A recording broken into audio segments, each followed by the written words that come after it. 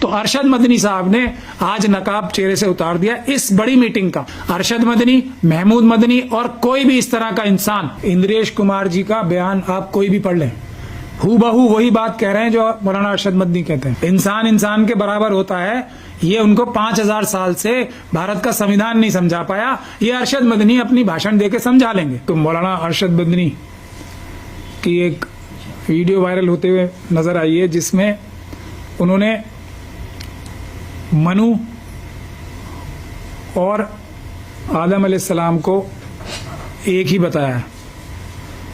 ये मेरे लिए बहुत ही ज्यादा शॉकिंग था, और जिस चीज के लिए हम लोग जो अम्बेडकरवादी हैं इतने दिनों से संघर्ष कर रहे हैं, इतनी मेहनत कर रहे हैं पूरे देश को ये समझाने के लिए कि इस देश में, इस मुल्क में दो ही वाद हैं, एक मनुवाद और एक अम्बेडकरवाद। यानी कि एक अम्बेडकरवाद है जो भारत के संविधान के हिसाब से देश को चलाना चाहता है, जो भारत का संविधान ये कहता है कि सभी मजहब को आज़ादी है अपना अपना मजहब पालन करने के लिए, मानने के लिए, और इंसान इंसान के बराबर होता है, कोई बड़ा या छोटा नहीं होता है। एक सोच ये है। दूसरा है मनुवाद, जो ये कहता है कि इंसान इंसान के बराबर नहीं होता, सब लोग ब्राह्मणों की सेवा करने के लिए पैदा हुए हैं, बाकी सब लोग, ये यानी कि ब्राह्मण सबसे ऊपर होता है, उसके नीचे सब लोग होते हैं। छुआछूत होनी चाहिए, और कुछ लोगों को एक जगह से पानी नहीं पीना चाहिए, कुछ लोगों को घोड़ी, अगर शादी है तो घोड़ी नहीं चढ़ना चाहिए। ये मनुवाद है, यानी कि इंसान इंसान के बराबर नहीं होता, छोटा और बड़ा होता है। यही दो वाद हैं बुनियादी तौर पे। तो मैं इस बात को बार बार कहता रहा हूं कि मुस्लिम कम्युनिटी के जो टॉप लीडरशिप है वो डायरेक्टली या इनडायरेक्टली सब आरएसएस यानी कि मनुवादी मानसिकता के गुलाम हैं, उनके साथ हैं और उनके इशारे पे काम करते हैं। मैं एक और भी बात कहता रहा हूं कि मनुवादी मानसिकता बज़ाहिर यानी कि प्रत्यक्ष रूप से मुसलमान लगने वाला भी मनुवादी मानसिकता का हो सकता है, यानी मनुवादी हो सकता है, क्योंकि क्रिश्चियनिटी हो, जुडाइज्म हो, सिखिज्म हो, बुद्धिज्म हो, बाकी सारे मजहब जो दुनिया के हैं वो इंसान को इंसान के बराबर मानते हैं। लेकिन बज़ाहिर कोई क्रिश्चियन भी नजर आ सकता है, लेकिन उसकी मानसिकता मनुवादी हो सकती है अगर वो इंसान को इंसान से बड़ा या कम समझता है। तो कोई सिख भी हो सकता है, देखने में सिख लगेगा, लेकिन अगर उसकी मानसिकता इंसान को छोटा बड़ा मानने की होगी तो वो सिख धर्म के खिलाफ है। उसी तरीके से जो मुसलमान मनुवाद को मानता है, मनुस्मृति को मानता है या मनुवादी मानसिकता का है, तो वो मुसलमान यानी कि इस्लाम धर्म का मानने वाला हो ही नहीं सकता। ये बात हम लोग बार बार कहते रहे। इसी बात की वजह, और जितने भी देश के मजलूम हैं, SC ST OBC और माइनॉरिटीज, वो एक तरफ हैं और मनुवादी मानसिकता के लोग दूसरी तरफ हैं। तो आरएसएस के लोगों को, मनुवादियों को इस बात से बड़ी तकलीफ थी कि मनुवाद और अम्बेडकरवाद के बीच में जो वो लोग कंफ्यूजन पैदा करने चाहते थे, वो हम लोगों की जो अम्बेडकरवादी हैं उनकी मेहनत से दूर हो रही थी, और SC ST OBC और मुस्लिम सिख क्रिश्चियन बौद्ध सब एक प्लेटफॉर्म पे आ रहे थे, एक जगह इकट्ठे हो रहे थे। क्यों? क्योंकि हम सभी मनुवादी मानसिकता को रिजेक्ट करते हैं, मनुवादी मानसिकता को नहीं मानते, मनुवादी मानसिकता का विरोध करते हैं, और ये कहते हैं कि इंसान इंसान के बराबर होता है और सबके लिए न्याय बराबर होना चाहिए।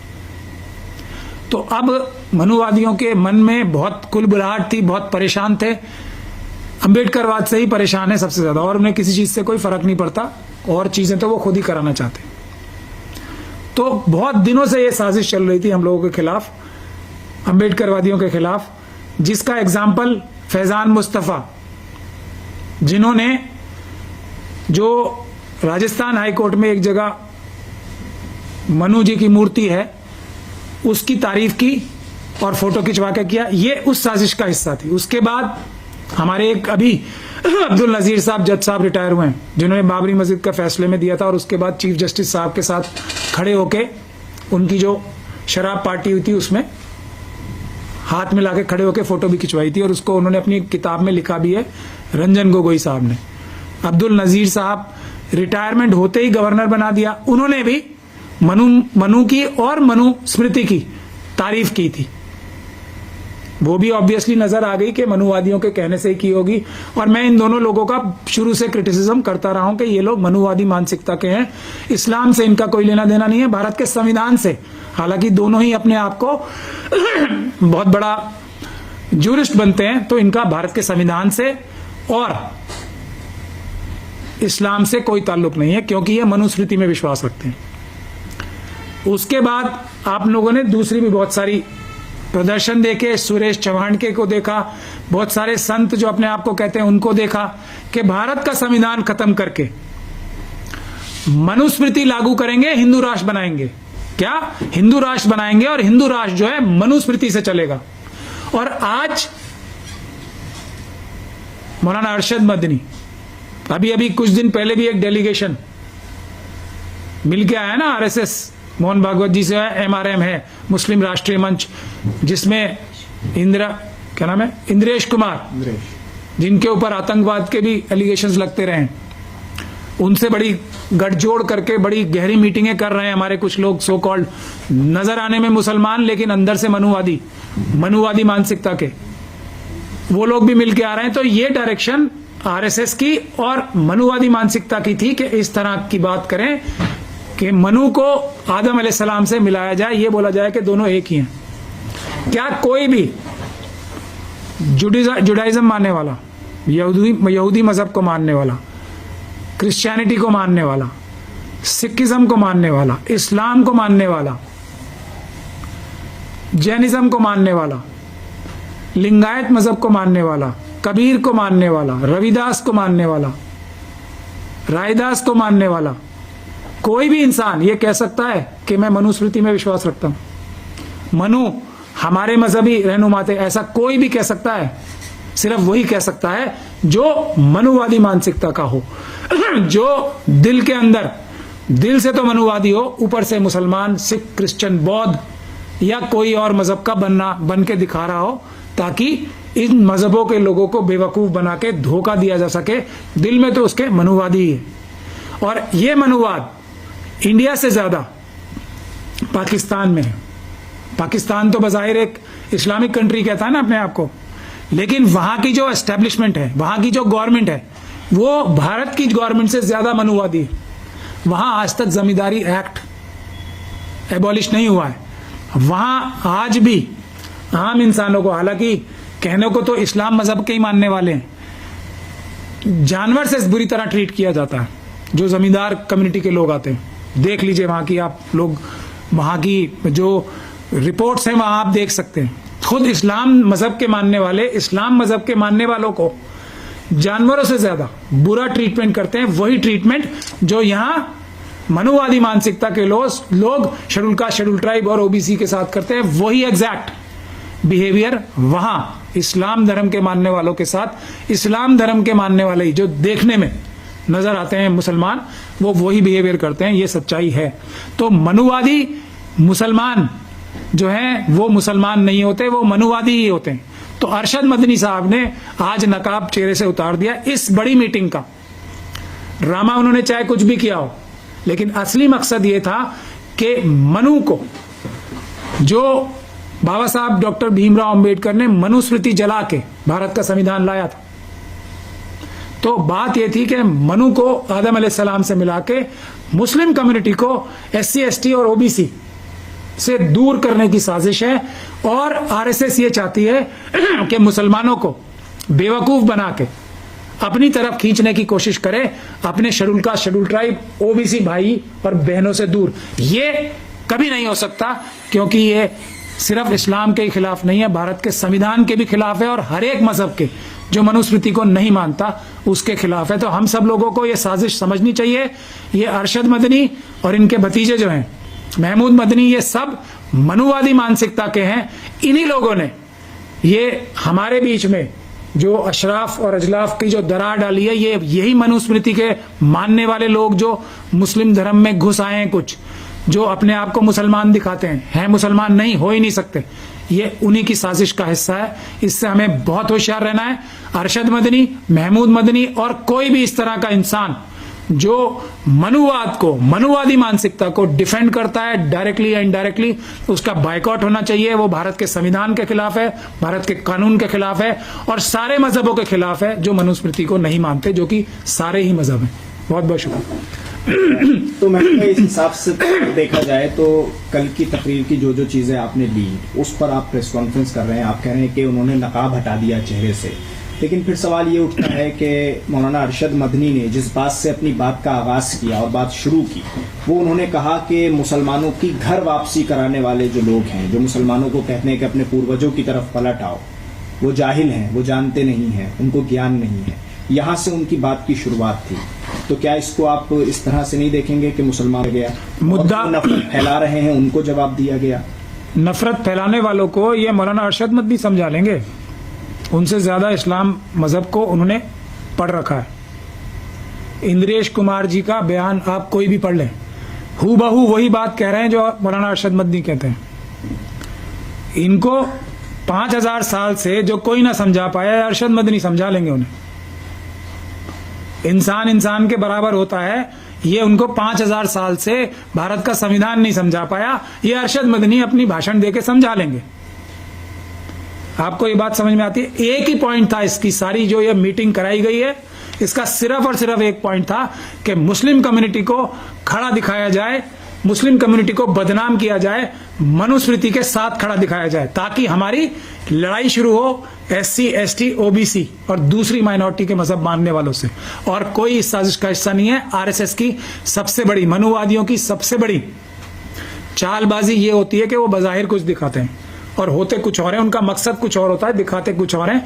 ये भी दिखाने के लिए उन्होंने बहुत लंबा चौड़ा भाषण दिया होगा। मैंने उनका भाषण सुनना पसंद भी नहीं करता और सुनना भी नहीं चाहता। सिर्फ इतनी बात मैं जानता हूं कि अगर मनुस्मृति को डिफेंड कर रहे हैं, वो मनुवाद को डिफेंड कर रहे हैं, मनु को डिफेंड कर रहे हैं, हजरत आदम अलैहिस्सलाम से इक्वेट कर रहे हैं, तो ये सरासर मुनाफिकत नहीं है, ये गद्दारी, डायरेक्ट गद्दारी है इस्लाम मजहब से भी और भारत के संविधान से भी। इसका सख्ती से मुकाबला करना चाहिए और इनको बेनकाब करना चाहिए। मैं गुजारिश करता हूं जमीयत उलमा हिंद के सभी लोगों से जो ईमान वाले हैं, जो मजहब इस्लाम को सही तरह से पढ़ते हैं, समझते हैं, जो भारत का संविधान पढ़ते हैं, उनको इनको इनके पद से तुरंत हटाना चाहिए और इनके जैसे किसी भी इंसान को अपनी तंजीम का हिस्सा भी नहीं होने देना चाहिए, क्योंकि मनुवाद का मतलब है इस्लाम के डायरेक्ट खिलाफ बात कर। महमूद भाई, शुरुआत हुई थी जमीयत उलमा हिंद के अध्यक्ष ने, महमूद मदनी साहब ने शुरुआत की थी भाषण की अधिवेशन में, तो कहा था कि भारत हमारी मातृभूमि है और जितना ये जमीन मोहन भागवत का, जितना मोदी का है, उतनी जमीन हमारी भी है, ना 1 इंच ज्यादा ना 1 इंच कम। शुरुआत तो अच्छी हुई, बवाल बाद में खड़ा हुआ। नहीं, मौलाना अरशद मदनी को मनुवाद को, मनु को हजरत आदम अलैहिस्सलाम से और दोनों को एक ही बताने का क्या मकसद था? एक ही मकसद है, एक ही मकसद है। हिंदू राष्ट्र के लिए क्या बोलते हैं सब लोग? हिंदू राष्ट्र बनाएंगे, मनुस्मृति लागू करेंगे। हम लोग क्यों, बाबा साहब ने क्यों मनुस्मृति चलाई थी? क्योंकि उसमें मसावत नहीं थी, क्योंकि उसमें इंसान को इंसान के बराबर नहीं माना जाता। ये एक बुनियादी वजह है और वो उसी को, एक ही मुद्दा था। मैं इसलिए कह रहा हूं ना, किसी बात में भटकने की जरूरत नहीं है। ये सबको पता है, ये तो भारत के संविधान ने कह रखा है ना, सब बराबर के मालिक हैं। अरशद मदनी मनुस्मृति चलाएगा। मनुस्मृति क्यों चलाएंगे हम? बाबा साहब ने जला दी वो। अब संविधान से देश चल रहा है, मनुस्मृति से नहीं चल रहा। हिंदू राष्ट्र के मानने वाले संविधान जला रहे हैं ना रोज, अलग अलग जगह पे संविधान को कंडेम कर रहे हैं। हिंदू राष्ट्र के मानने वाले संविधान चलाना चाहते हैं, मनुस्मृति को लागू करने। हम ये कभी नहीं होने देंगे। सर, ये माना जा सकता है कि मदनी साहब जो हैं वो आरएसएस के लिए एजेंट के तौर पे काम कर रहे हैं? माना क्या जा सकता है? ये उसके एक के बाद एक सबूत दे रहे हैं। बाबरी मस्जिद में इन लोगों ने गद्दारी करके बाबरी मस्जिद शहीद कराई, केस ठीक से नहीं लड़ा केस, उसके बाद इन्होंने कॉम्प्रोमाइज करने की बातें चलाई, मिल के आए। क्या मिलने जाते हैं? ये मैं यही कह रहा हूं ना, क्या ये 5000 साल से जो पूरी दुनिया में दो जो एक सोच है। एक जायनिज्म जो है वो सबका पैसा छीन कर अपने पास करना चाहता है, और एक मनुवाद जो है जो सबके हक छीन के अपने पास करना चाहता है। दुनिया में कोई नहीं समझा पाया इसे। ये अरशद मदनी समझा लेंगे जाके, ये जो हमारे सो कॉल्ड इंटेलेक्चुअल मुनाफिक बन रहे हैं अपने आप को, ये जाके समझा लेंगे। मुलाकात से दिक्कत क्या ये है? मुलाकात किससे होती है किसी और को- किस एजेंडा पे होती है?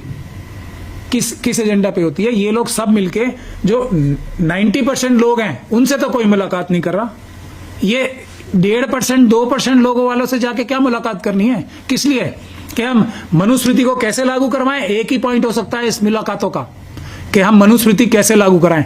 और ना मनुस्मृति वाले कभी मनुस्मृति छोड़ने वाले हैं, ना हम लोग जो संविधान के मानने वाले हैं, जो अपने अपने मजहबों को मानने वाले हैं, हम कभी मनुस्मृति को मानने वाले नहीं हैं। तो मनुस्मृति तो अब नहीं लागू है ना, आपने कहा, तो वो कहाँ मान रहे हैं मनुस्मृति कोई? लागू कराने के लिए रोज तो एजिटेशन कर रहे हैं। मनु की तारीफ क्यों कर रहे हैं? आदम अलैहिस्सलाम से क्यों मिला रहे हैं?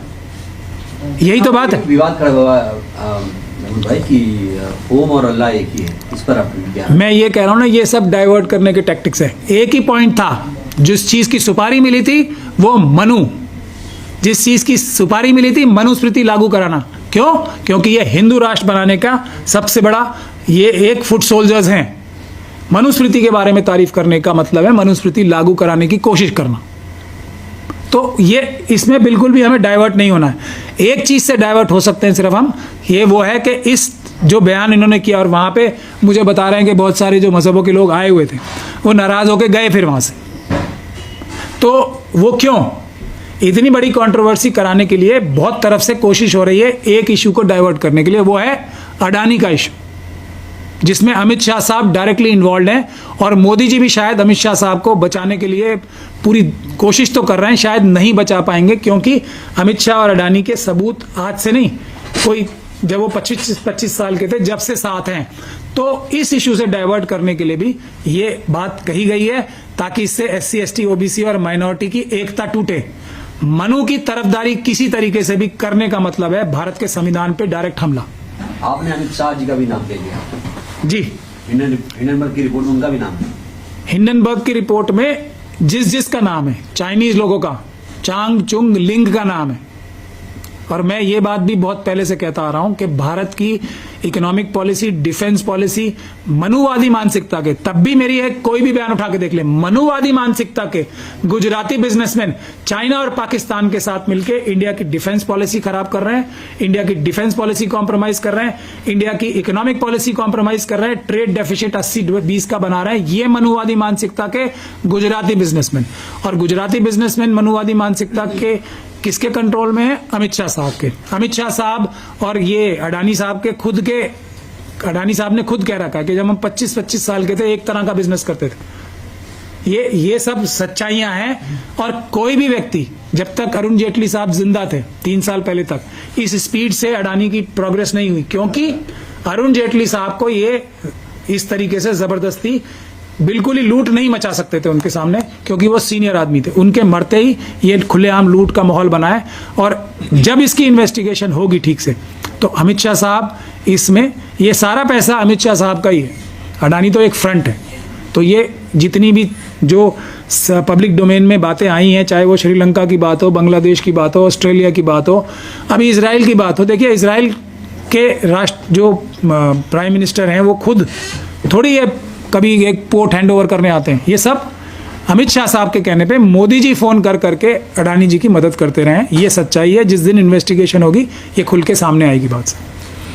आप ये कह रहे हैं कि मुसलमानों में भी जाति है? मैं नहीं कह रहा हूं, ये मनुवादी मानसिकता जिनकी है, जो अपने आप को चोला तो मुसलमानों का ओढ़ते हैं, वो कहते हैं। मोदी जी क्या कह रहे हैं? पसमानदा मुसलमानों की बात कर रहे हैं ना। हम तो वेलकम कर रहे हैं। अगर उनको आप पसमानदा कुछ हिस्से को हमारे मान रहे हो तो उनको रिजर्वेशन दे दो ना, उनको हेल्प दे दो। उनका बजट कम क्यों कर रहे हो? उनको पैसे दो ना। और वो नहीं देना। फंक्शन अटेंड किसका करना है? दाऊदी बोहरा मुस्लिम्स का। क्यों? क्योंकि वो सबसे रईस कम्युनिटी है। मोदी जी अट्रैक्ट किससे होते हैं? अमित शाह जी से, क्योंकि वो माल का काम करते हैं। दाऊदी बोहरा कम्युनिटी में ऐसी क्या खासियत है जो बाकी मुस्लिम कम्युनिटी में नहीं है? कह हमारे समाज के हैं। नहीं, मैं वही तो कह रहा हूँ। क्या गुजरात में किसी और जो मुस्लिम कम्युनिटी है वो रहती नहीं है? एक ही क्यों पसंद आई उन्हें? दाऊदी बोहरा कम्युनिटी। उन्हें वो परिवार लगता है। नहीं, क्यों लगता है? क्योंकि उनके पास माल है, वो सबसे रिच कम्युनिटी है।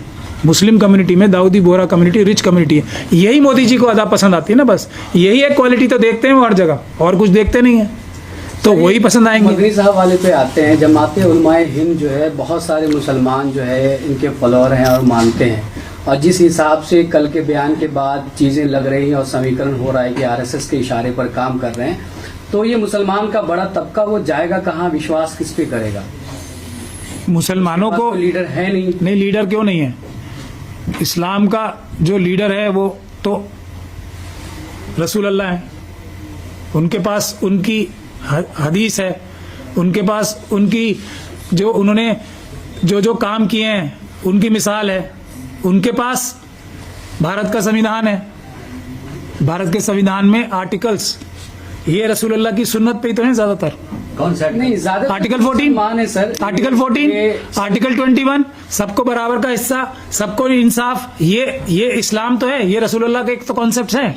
ये संविधान, ये कुरान, ये तो तमाम चीजें जो है पढ़े लिखे तबकों के लिए है, लेकिन ज्यादातर मुसलमान जो है आप बेहतर जानते हैं कि उसमें जो है एजुकेशन तालीम कम है, जिसकी वजह से कई सारे जो है रहनुमा बन के आते हैं वेश बदल कर, और मुसलमान के बच्चों को और मुसलमानों को वो डाइवर्ट करते हैं। तो ऐसे कंडीशन में मुसलमान कहाँ जाएगा, किस पे यकीन करे, किसकी बातों पे भरोसा करे, वो आप बेहतर समझाएं तो सही होगा। मैं तो यही समझ सकता हूँ, देखिए जबान पे किसी की नहीं जाना चाहिए, जो ज्यादा अच्छी तकरीर करता है उसको हमेशा ज्यादा शक की नजर से देखना चाहिए,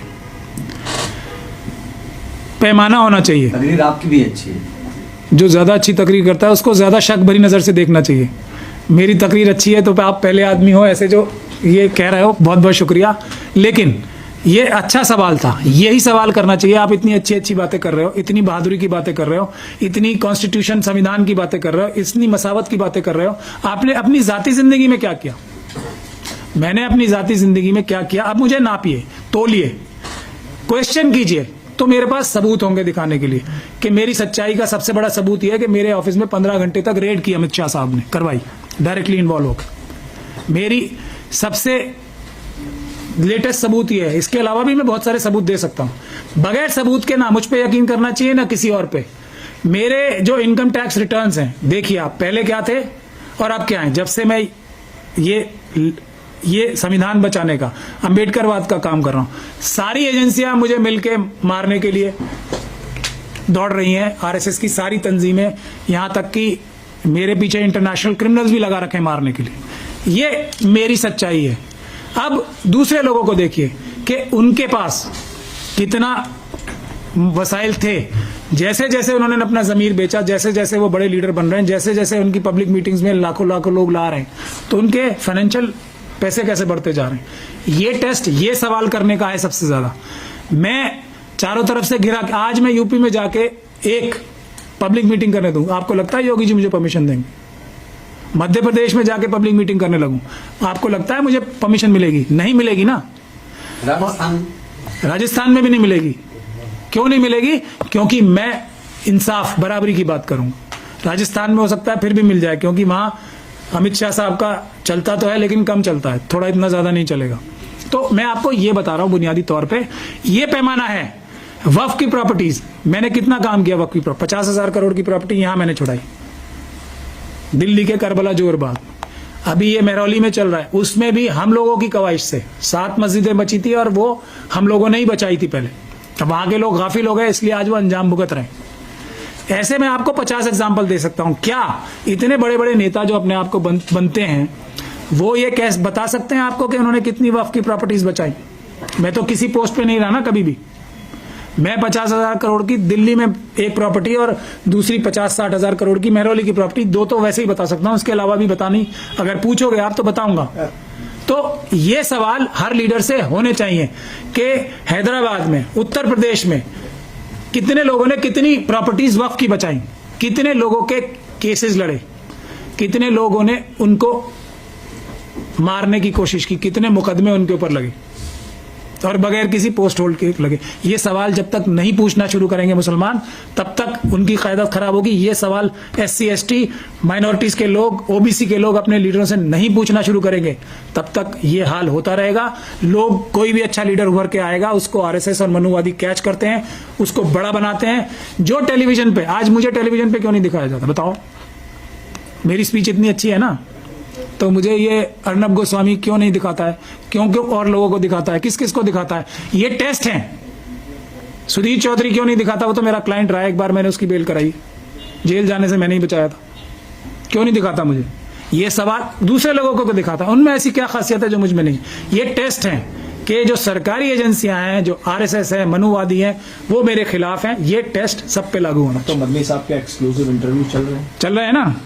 तो क्यों चल रहे हैं? नेशनल मीडिया पे, जो क्रिमिनल मीडिया है, वही दे रहे हैं ना इंटरव्यू। हाँ, तो मैं देना चाहूँ, आ जाएंगे? आज नहीं आएंगे ना, क्योंकि अमित शाह साहब ने मना कर रखा है, क्योंकि अडानी साहब ने मना कर रखा है। आप ही आते हो ना, ईमानदार मीडिया। अच्छा, एक चीज और बताइए, कुल मिलाकर ये बताइए, जमीयत का जो ये अधिवेशन हुआ है 34, इसको आप कैसे देखते हैं?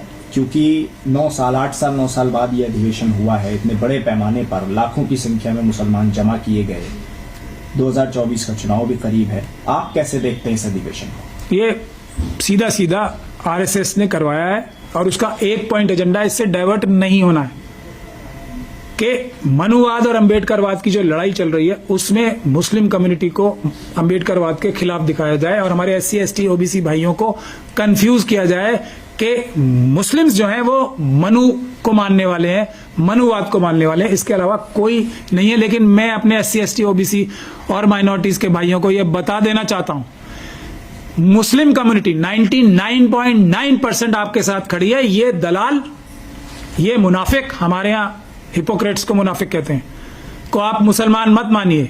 हम सब जितने भी मजलूम हैं एक साथ हैं। ये दलाल ना पहले कभी, ये सब कम्युनिटीज में, शेड्यूल कास्ट में भी है दलाल, शेड्यूल ट्राइब कम्युनिटी में भी बड़े जो लीडर्स हैं वो दलाल हैं। ये सब दलाल हर कम्युनिटी में। तो दलालों को हमें नहीं ध्यान देना है, जो मजलूम है, जो हम आम आवाम है, हमें एक साथ रहना है। मनुवाद हारेगा, अंबेडकरवाद जीतेगा, संविधान जीतेगा, मनुस्मृति नहीं लागू होगी। कहीं महमूद पराचा को वापस ना लेना पड़े। कौन सा दलाल आपने कह दिया? नहीं, दलाल हैं ही, दलाल ही हैं। अरशद मदनी दलाल हैं RSS के, अब ठीक है। महमूद मदनी दलाल हैं RSS के, अब ठीक है। क्लैरिटी से कर दिया। करें केस, मैं साबित करूंगा, मेरे पास सबूत है। करें। हो गई, आपके सवाल का जवाब मिल गया। एक अधिवेशन से आपने इतना नाप दिया? एक से नहीं, मैं इनको ऑब्जर्व कर रहा हूं पिछले 8 साल से। मेरे पास सबूतों का गट्ठा लगा हुआ है। गट्ठा मतलब पूरा कमरा भर जाएगा, इतने सबूत है मेरे पास। करें ना हिम्मत, करें डिफेमेशन का केस, अरशद मदनी, महमूद मदनी करें। ये दोनों दलाल हैं RSS के, और बाकी भी बहुत सारे दलाल हैं, लेकिन आज इन दोनों का ही बताना जरूरी है। सर, ये मदनी भतीजा और चाचा, इनकी जोड़ी और जमाते उलमा हिंद, दोनों के सिद्धांत अलग हैं या उसी हिसाब से चला रहे हैं? देखिए, सिद्धांत तो इनके इतने अच्छे हैं जिसका आप और हम शायद अंदाजा भी नहीं लगा सकते, लेकिन ये अपने सिद्धांतों से हटके RSS की दलाली कर रहे हैं।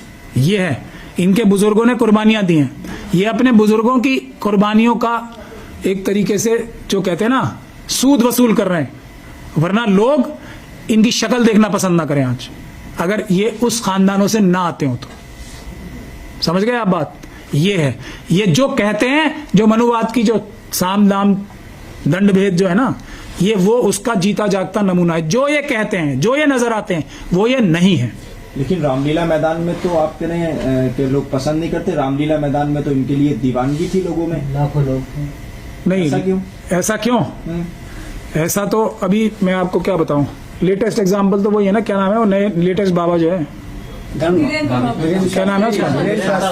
हाँ, जो शास्त्री हैं, उनकी मीटिंग में ज्यादा होते हैं, इनकी मीटिंग में ज्यादा होते हैं। नहीं, वो तो तादाद के हिसाब से ना, मेजोरिटी और माइनॉरिटी। नहीं, मैं मेजोरिटी माइनॉरिटी की बात नहीं कर रहा, होते हैं ना। मतलब यहाँ भी खेल धर्म गुरु के चमत्कार वाला है। चमत्कार नहीं है, ये एक RSS का फॉर्मूला है, समझ जाओ आप। लेकिन क्या मैसेज दे रहा है आदमी बैठ के? तो क्या महमूद भाई जमीयत उलमा हिंद को नहीं, और भी बहुत सारे और बाबाओं का गिनवाऊं? जो एक बाबा है रामदेव, है ना बाबा, वो भी, उसके कितने फॉलोअर्स हैं? इनसे तो बहुत ज्यादा है ना।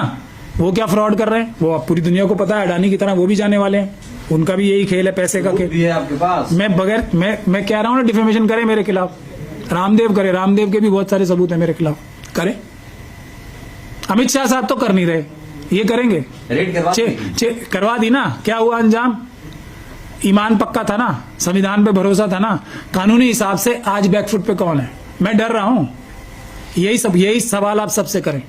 मैं ईडी से, स्पेशल सेल से, एनआईए से, मर्डर से डर रहा हूं। ये क्यों नहीं लगता आप? क्योंकि मैं एक मुसलमान बनने की कोशिश कर रहा हूं, सिर्फ कोशिश कर रहा हूं, सच्चा मुसलमान बनने की कोशिश कर रहा हूं सिर्फ। लेकिन आप उस बात पर क्यों नहीं आ रहे जो पहले दिन मौलाना महमूद मदनी ने कही, क्या कि जितना ये मुल्क मोहन भागवत का है, जितना ये मुल्क मोदी का है, उतना ही महमूद का भी है, तो मुसलमानों को उनको क्यों छोड़ना है आप? मैं कहाँ छोड़ रहा हूँ? वो उनको कहने से हो गया क्या? या बाबा साहब के संविधान से हुआ है? नहीं, लेकिन मुसलमान इस चीज का इंतजार तो करते हैं ना कि हमारे किसी बड़े लीडर की तरफ से कुछ बयान ऐसा आए, तो वो आ गया, अब क्या चाहिए? नहीं तो अब क्या फायदा हो गया इससे, ये बताओ मुझे। ये बयान उनके कहने की जरूरत है? संविधान में लिखा है, तो हर मुसलमान को संविधान तो हम भी पढ़ा रहे हैं ना, सब पढ़ा रहे हैं, सब पढ़ते भी हैं। घर वापसी की बात हो रही थी ना मुसलमानों के, उसका जवाब दे दिया उन्होंने। घर वापसी की बात देखो आप, घर वापसी किसकी कराएंगे, कहाँ कराएंगे? घर वापसी सबकी हो चुकी है, यही उन्होंने भी कहा। हाँ हो चुकी है ना। जब भारत का संविधान बन गया, सबको आजादी मिल गई अपने अपने घरों में रहने की। किसी भी घर में कोई भी, एक अकेला आदमी भी है ना, वो भी अपना मजहब बना सकता है। ये आजादी भारत के संविधान ने दे दी है। महमूद मदनी बताएंगे, दलाल, ये इनके बताने की जरूरत है? ये भारत का संविधान में लिखा हुआ है। ये क्या बता के अब ये जाके क्या मोहन भागवत के खिलाफ मैं सबूत देता हूं, ये मैं ऑफर दे रहा हूं ना। अगर ये दलाल नहीं है, तो मैंने इनको ये पहले भी ऑफर दी थी, अगर ये दलाल नहीं है तो क्या मोहन भागवत जी और आरएसएस के खिलाफ और अमित शाह साहब के खिलाफ केस करेंगे? फाइल मैं करूंगा, फ्री ऑफ कॉस्ट करूंगा। बताए करेंगे? सर आप अगर ये दलाल नहीं है तो इस बात का जवाब दें कि इनके वकील जो ये झूठे मुकदमों में फंसाए जाते हैं मुस्लिम नौजवान, इनके वकील को रिकमेंड पुलिस क्यों करती है, एनआईए क्यों करती है? जो वकीलों की तनख्वाह या पैसे फिर ये देते हैं, इसका जवाब देंगे। ये मैं शुरुआत करूंगा तो पूरी सारे इश्यू डाइवर्ट हो जाएगा। इनकी दलाली के, इनकी चोरी के, इनकी देशद्रोह के मेरे पास कमरे भरे हुए हैं, इनके सबूतों के। फिक्र ना करें आप, वक्त आने पे सब दिखाऊंगा। ये सिर्फ तंजीमें खराब ना हो जाएं, क्योंकि तंजीम ये देश की एक विरासत है, इनकी तंजीमें।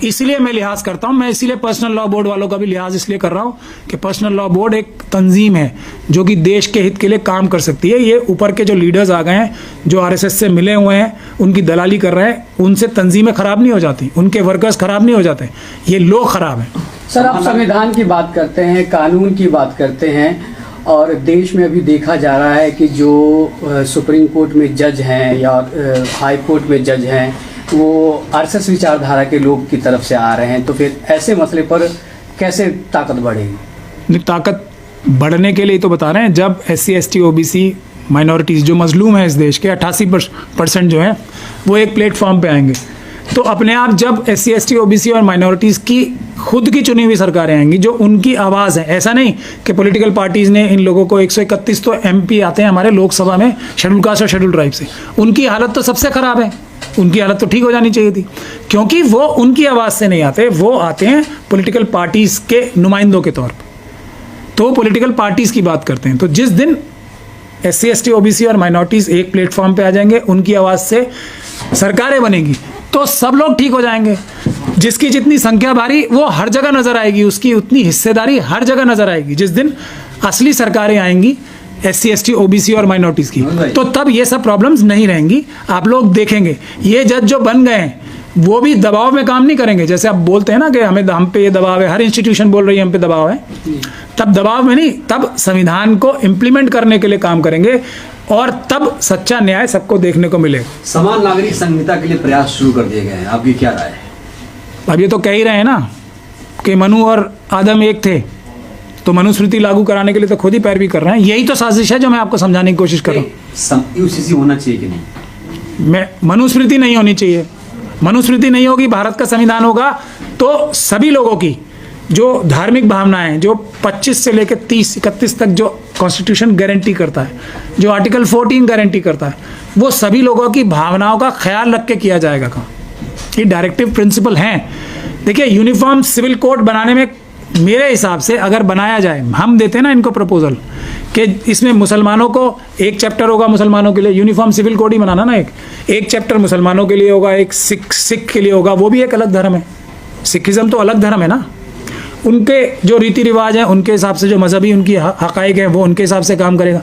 एक बना लें, लेकिन चैप्टर अलग अलग होंगे सबके, कि इनको पूरी आज़ादी है अपना मज़हब फॉलो करने के लिए, ये मज़हब है देश में, उनको पूरी आज़ादी है, बना लें एक किताब, क्या फ़र्क पड़ रहा है। लेकिन उनकी मंशा यूनिफॉर्म सिविल कोड नहीं है, उनकी मंशा है मनुस्मृति लागू कराना, वो हमें समझनी है। तो डीपीएसपी का ये जो आर्टिकल है 44, ये बहुत मुश्किल हो जाएगा। नहीं, इसमें आर्टिकल 44 की बात ही नहीं है ना। मैं आपको क्या कह रहा हूँ, यूनिफॉर्म सिविल कोड आरएसएस भी नहीं बनाना चाहती। आरएसएस को किसी तरीके से, जैसे ये अभी मदनी परिवार है, ये किसी भी तरह से घूम फिर के मनुस्मृति लागू कराने की बात करेंगे, मनु को थोपने की कोशिश करेंगे सबके ऊपर।